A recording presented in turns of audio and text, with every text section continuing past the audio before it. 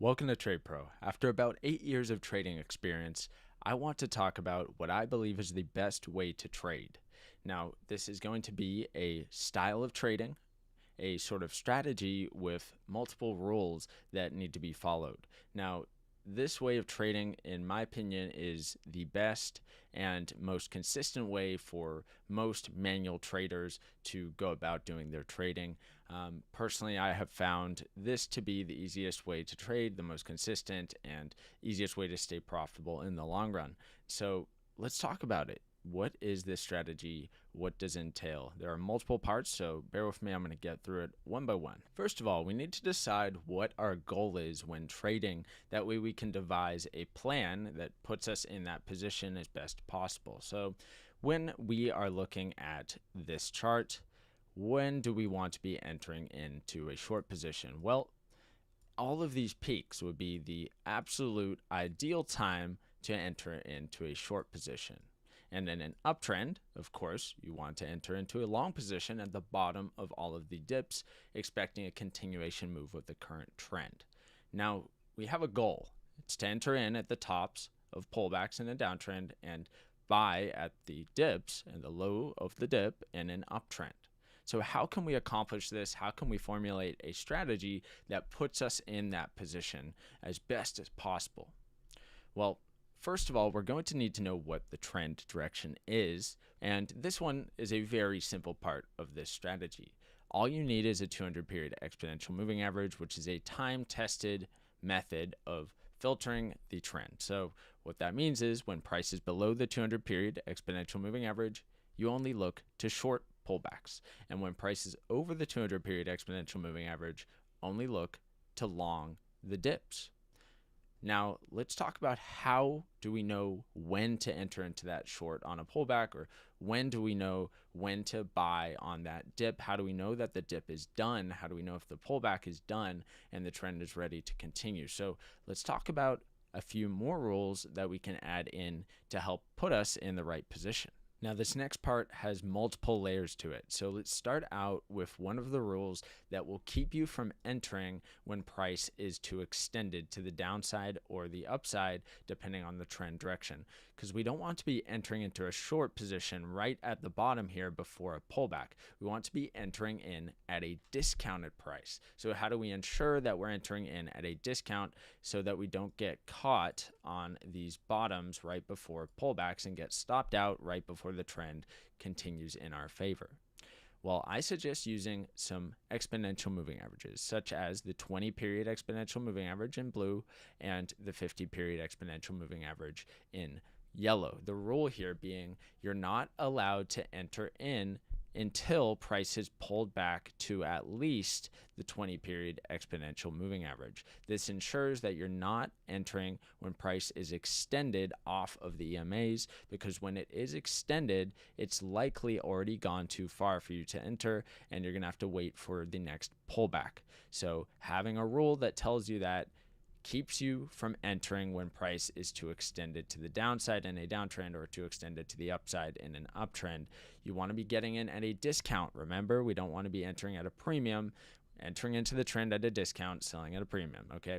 Rule here being making sure price is pulled back to at least the 20-period exponential moving average before you start thinking about getting ready to enter into the trend. Now, the pullback to the exponential moving averages is only the first layer to this part of the strategy, making sure you're not entering in when price is too extended, making sure you're getting into the trend at a discounted price. But you don't want to enter blindly just because price pulls back into the exponential moving average. We have to add some more layers to this. So what I suggest is something like a stochastic RSI, where we can also make sure that our indicator has fully reset so that price is more likely ready to continue. And fully reset means that it has come all the way back into the overbought territory. When price is in a downtrend and an indicator is overbought, that is often a good time to be getting in. So not only has price pulled back to our exponential moving averages, giving us a discount, but price has also caused the indicator to fully reset into its overbought territory. Another thing that we can talk about here is looking for things like hidden divergence. Hidden divergence is where price is making a lower high, but at the same time, an indicator makes a higher high. An instance of hidden divergence can be seen right here. We can see on this pullback, the stochastic RSI comes up to here, but then on this pullback, stochastic RSI has actually come up higher and already fully reset into the overbought territory, but price is making a lower high. So we can talk about hidden divergence and waiting for our indicator to fully reset into the overbought territory if it's a downtrend, or the oversold territory if price is in an uptrend, of course. So this is just another layer that we can add in as confirmation that price has potentially pulled back enough that it's ready to continue, so that we're not entering into the trend too early and potentially getting stopped out. Of course, you will get stopped out on some of your trades. It's just natural as part of any trading strategy. But what we want to do is do the best we can to enter in at a discount. And this is only the next layer, but we have another layer to get into here with making sure the trend is ready to continue and the price is pulled back enough. So let's get into that. So now that we've determined trend direction, making sure we're not entering when price is already extended, and making sure that our indicator has fully reset into the overbought territory or has hidden divergence, let's get into a multi-time frame approach. So this is another layer to making sure that the pullback is likely coming to an end soon. So what we're going to do is go down to a much lower time frame and use regular divergence to our advantage in the manner I'm about to show you. So dropping down to the 4-hour time frame here, we can then zoom out and look at all of these pullbacks on a lower time scale. I'm going to get rid of this, and I'm actually going to use the RSI instead. That way we can use this to find regular bearish divergence, which will help us determine when pullbacks are likely going to come to an end. So let's take a look at one of the recent pullbacks that I had circled on the daily time frame, which was up here. And what we can do is go to our RSI and look for regular bearish divergence on our RSI of the lower time frame, such as right here where we see price makes a higher high right here, but at the same time we have our RSI making a lower high. So this regular bearish divergence of a lower time frame can also make sure that we're not entering into a pullback too soon. This way we get in at a great price, and this allows us to catch the top of the pullback almost perfectly. Now, if we take a look at some of the other pullbacks along the way, yeah, we may have a little bit harder to spot regular bearish divergence here, but nonetheless we do get it on the 4-hour time frame. You may need to experiment with different time frames when doing this, so maybe go down to the 2-hour or the 6-hour or one of the other time frames to determine the best possible entry price. But it looks like on quite a few of these we get this higher high on price and a lower low, or lower high I should say, on the RSI, which often gives us the perfect entry into this daily downtrend. And of course, as I just said, we can go down to a lower time frame as well and find these regular bearish divergences to help us join in to this downtrend at a good price.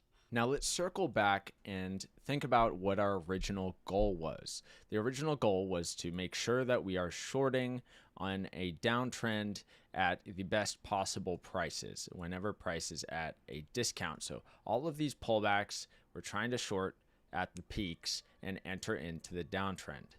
And I think that our rules that we have now put together do a great job of getting a great entry price on pullbacks.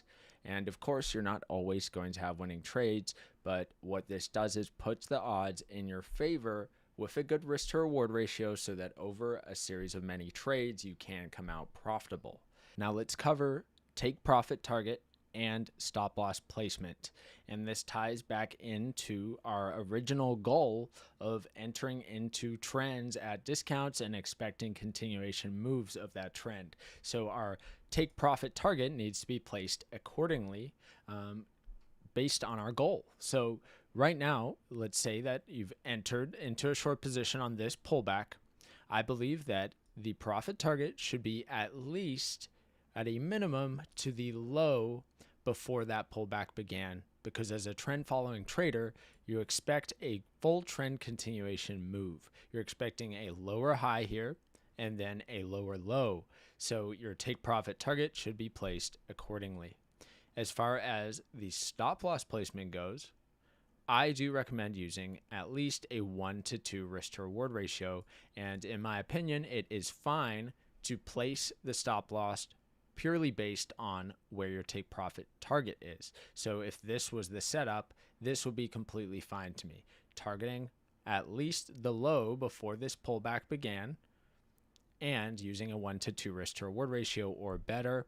That meets my criteria for a decent setup, as long as all the other rules of the strategy are being met.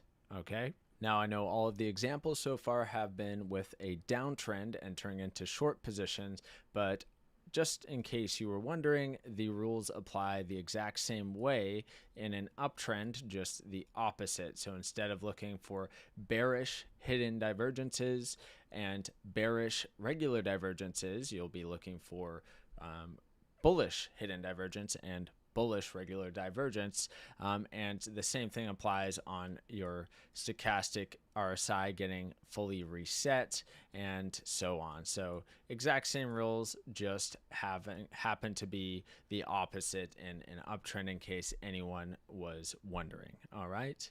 Now that's going to cover it for this strategy. The way that I believe most people will be able to find consistency in their trading is trading with the trend, with a trend following pullback based strategy, and something that gives you a set of rules to follow that make sure you don't make stupid decisions when trading.